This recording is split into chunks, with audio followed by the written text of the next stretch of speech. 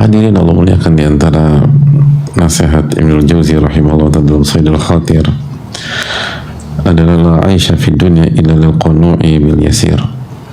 Tidak ada kehidupan yang bahagia di dunia kecuali bagi orang-orang yang qanaah dengan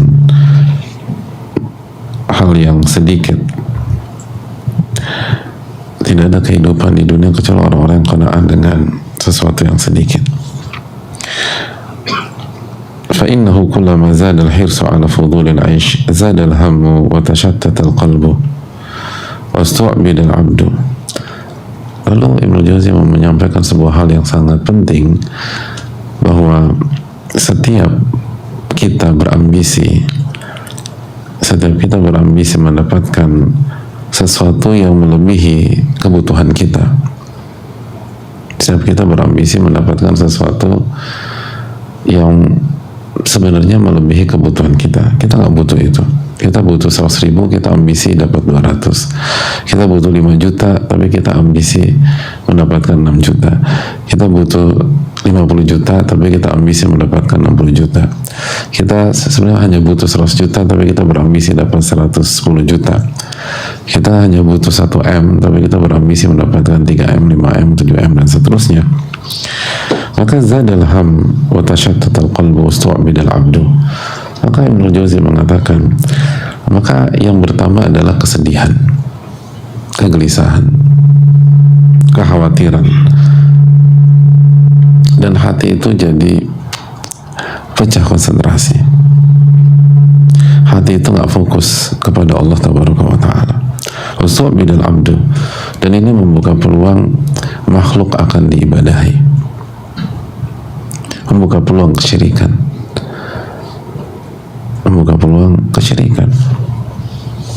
Bukankah banyak orang yang pergi ke dukun karena dia ingin berambisi jadi orang kaya, dan sebenarnya dia melebihi, dia tidak membutuhkan hal tersebut, melebihi kebutuhan dia, atau akhirnya dia mempertuhankan hal-hal duniawi.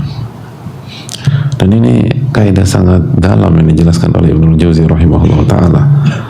Jadi kullama zada al-hirsu ala fudulil aish zada al-ham wa tashattata al-qalbu wastu'bida al-'abdu. Setiap kita berambisi mendapatkan sesuatu yang melebihi kebutuhan kita, maka yang terjadi adalah kekhawatiran atau kesedihan akan bertambah otomatis. Lalu hati itu pecah konsentrasi, nggak fokus. Lalu itu tadi, makhluk akan diibadahi. Kaidah yang sangat mahal.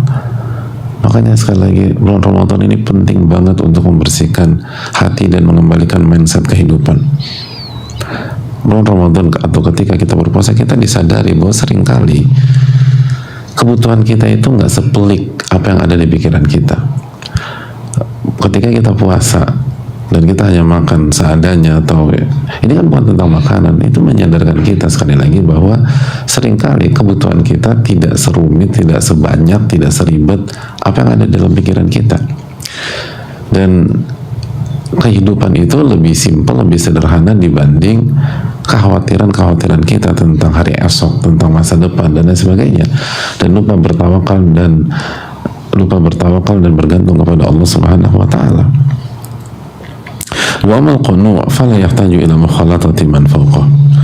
Adapun orang-orang yang qanaah, ini menarik, maka dia tidak butuh untuk memaksakan diri berinteraksi dengan orang-orang yang lebih di atas dia, hanya untuk cari panggung, hanya untuk menunjukkan bahwa saya sama dengan dia, hanya untuk diakui oleh komunitas atau masyarakatnya, hanya untuk pansos, hanya agar menambah pride dia, gengsi dia, dan seterusnya.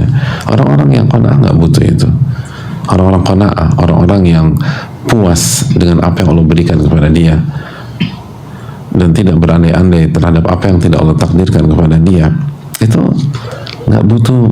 nggak butuh eksistensi secara sosial yang hanya berkaitan dengan gengsi, dengan pride, dengan status sosial. Tidak. Wala yubali biman huwa mithluh. Dan dia tidak terlalu peduli dengan orang-orang yang selevel dengan dia. Artinya dia nggak merasa tersaingi. Karena sekali lagi salah satu masalah sosial kita adalah kita itu seringkali merasa tersaingi dengan orang-orang yang satu level dengan kita, atau satu tingkat di atas kita, atau satu tingkat atau dua tingkat di bawah kita. Adapun orang yang gap antara kita dengan dia itu jauh, kita ada di level 1, dia ada level 300, itu kita nggak akan terlalu pusing, kita nggak merasa tersaingi. Atau kita dengan orang yang di bawah kita 10 level atau 11 level, kita nggak akan terlalu merasa tersaingi. Waktu kita ke sekolah, hadirin, ketika kita ranking 1, kita nggak akan merasa tersaingi dengan ranking 30 gitu loh. Apalagi jumlah muridnya 29, jadi dia ranking 30, nomor 29, saking parahnya. Kita santai, kita akan merasa tersaingi dengan yang ranking 2, ranking 3. Dan kalau ayat itu ada dalam perasaan kita, itu menunjukkan kita nggak qanaah. Orang qanaah tuh nggak peduli gitu, nggak peduli dengan apa yang terjadi dengan kompetitor, dengan orang yang satu yang semisal dengan dia dan bisa bersaing dengan dia, nggak peduli. Walaupun dia dianggap kompetitor oleh pihak lain, dia nggak nganggap pihak lain itu kompetitor dia. Kenapa? Karena lihat, indahu ma indah. Karena dia sibuk dengan apa yang dia punya. Dia kayak punya dunia sendiri, yaitu dunia puas dengan apa yang Allah takdirkan kepada dia. Dia nggak berandai-andai. Kalau teman-teman aku mencapai seperti itu, masa aku nggak bisa? Nanti aku dibanding-bandingkan sama dia. Dia nggak perlu dibanding-bandingkan orang. Dia nggak tertarik dengan isu demikian. Dia nggak cari apapun kecuali dia sibuk ridho dan bersyukur dengan apa yang Allah kasih kepada dia. Dan ini luar biasa. Ini luar biasa. Makanya Imam Syafi'i mengatakan, idza ma kunta dza qalbin qanu'in fa anta malikud dunya sawa'u. Kalau Anda memiliki hati yang qanaah, puas dengan apa yang Allah kasih kepada Anda, puas dengan apa yang Allah berikan kepada Anda, dan nggak peduli dengan apa yang bukan takdir Anda, maka Anda dengan raja dunia sama. Anda dengan raja dunia sama.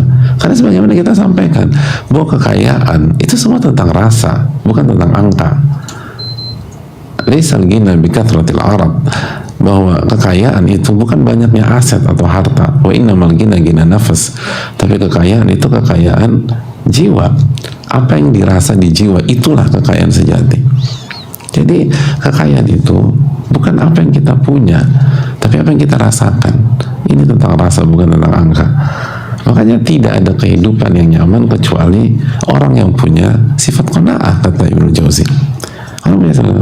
Adapun orang yang berambisi terhadap dunia, maka dia akan dihantui oleh paranoid, dia akan dihantui oleh rasa ketakutan, insecure, merasa khawatir terus, merasa terancam. Kenapa? Karena dia berambisi terhadap apa yang tidak dia butuhkan. Makanya kata Nabi SAW, idza kanatid dunya hamma farraqallahu syamla wa ja'ala al-faqra fi ainai wa lam ta'ti dunya illa ma kutiba lah. Barang siapa yang dunia menjadi ambisinya, menjadi tujuannya, maka Allah akan cerai-beraikan urusannya, berantakan urusannya. Dari Ibnu Jauzi, sebenarnya ini adalah gambaran dari hadis Nabi SAW. Urusannya dicerai-beraikan. Makanya kata Ibnu Jauzi, hatinya itu pecah konsentrasi, nggak fokus sudah. Wajah al-faqra baina ini. Lalu dia akan dihantui dengan kemiskinan, dia akan dihantui dengan kefakiran. Dia nggak tenang, dia nggak nyaman. Dan dunia yang datang kepada dia itu pun sesuai yang Allah takdirkan kepada dia saja. Jadi bukan berarti ketika kita ambisi terhadap dunia itu rezeki kita jadi membengkak, jadi tambah besar, tambah luas. Enggak, ya rezeki segitu-segitu aja. Ini cuma ilusi pemikiran, ini cuma ilusi tentang kekayaan.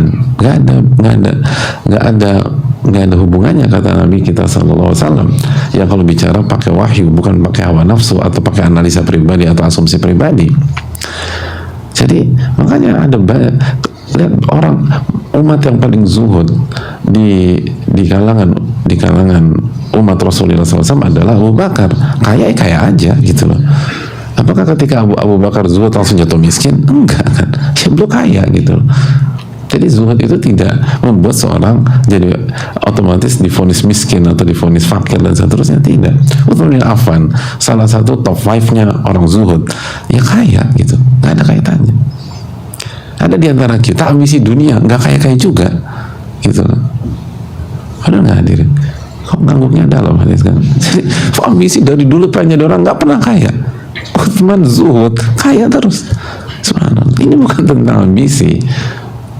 Jadi sekali lagi hadirin Allah muliakan, ini sangat dalam, bahwa coba kita follow, seringkali kita tuh melakukan sesuatu hanya untuk diakui satu level dengan si A, satu panggung dengan si B, satu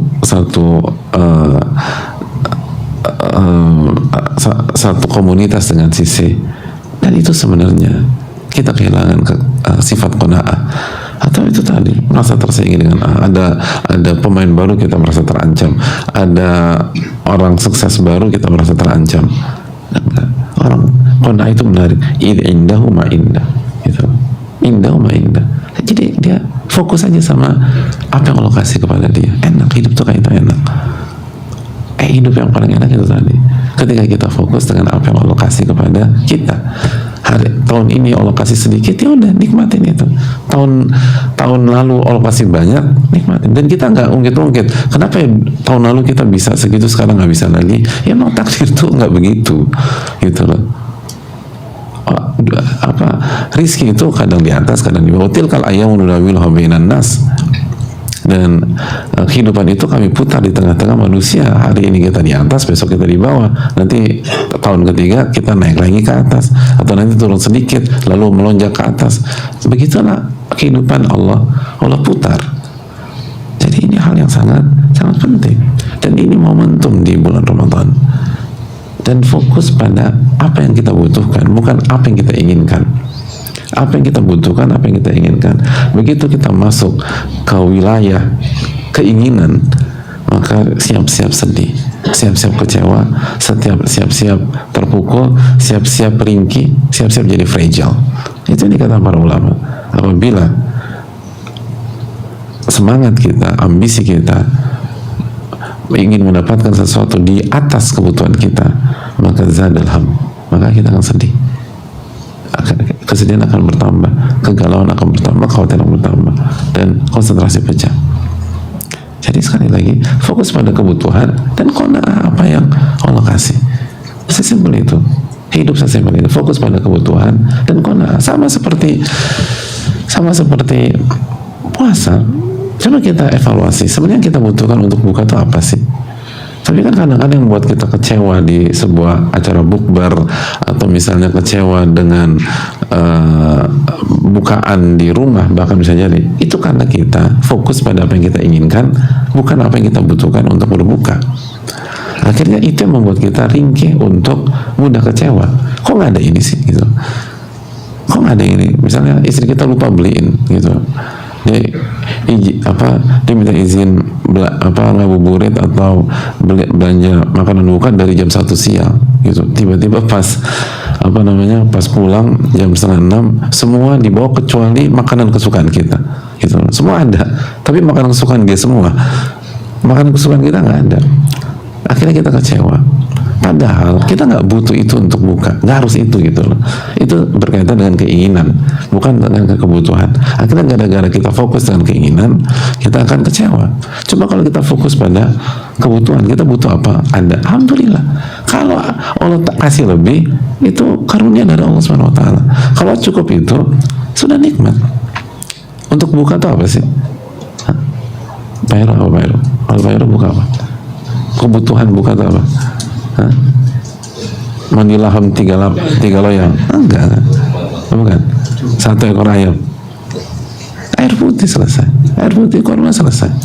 Kalau kita semua fokus, yang penting kalau buka itu ada air putih untuk saya buka. Itu adapun kalau Allah takdirkan hari itu ada gorengan, lalu ada pastel, lalu ada risol, lalu nanti makan beratnya ada mandi laham, lalu ada sop buntut, lalu ada sayur asam. Ya dari kafadrul yuti ma yasha. Ya itu karunia Allah kasih kepada kita, ya nikmatin. Selama nggak berlebihan ya udah. Tapi kita tuh nggak punya ekspektasi ribet-ribet. Kita tuh simple dengan apa yang kita butuhkan ketika buka atau ketika sahur. Itu kalau kita benar terapkan di Ramadan ini, dan kita bukan hanya melihat ini sebagai sebuah rutinitas berbuka dengan rutinitas sahur, dan kita rubah mindset kita rubah pola kita akan fokus pada apa yang kita butuhkan, lalu kita qanaah dengan apa yang Allah berikan, hidup kita akan sangat berubah dan jauh lebih baik. Dan itu akan membuat kita lebih mendalami tauhid kita bahwa Allah Ar-Razzaq, bahwa Allah yang memberi rezeki, dan Allah kasih rezeki kepada saya segini, itu yang saya nikmati. Kita nggak akan nuntut, nggak akan ribet sana, dan kita akan terjaga dari kesyirikan. Lebih penjagaan kita terhadap kesyirikan akan lebih kuat, lebih maksimal daripada ketika kita ambisi terhadap apa yang lebih dari kebutuhan kita. Jadi semoga Allah memberikan taufik, dan ini penting sekali bagi kita. Dan sebagaimana biasa Ibnu Jauzi dalam kitab Yasilul Khotir memberikan insight-insight yang mind-blowing dan memberikan angle-angle yang sangat bagus buat kita, dan ini momentum untuk berubah menjadi lebih baik dan lebih bertakwa kepada Allah. Semoga Allah memberikan taufik kepada kita. Subhanallah wa bihamdihi, la ilaha illa anta, astaghfiruka wa atubu ilaik. Assalamualaikum.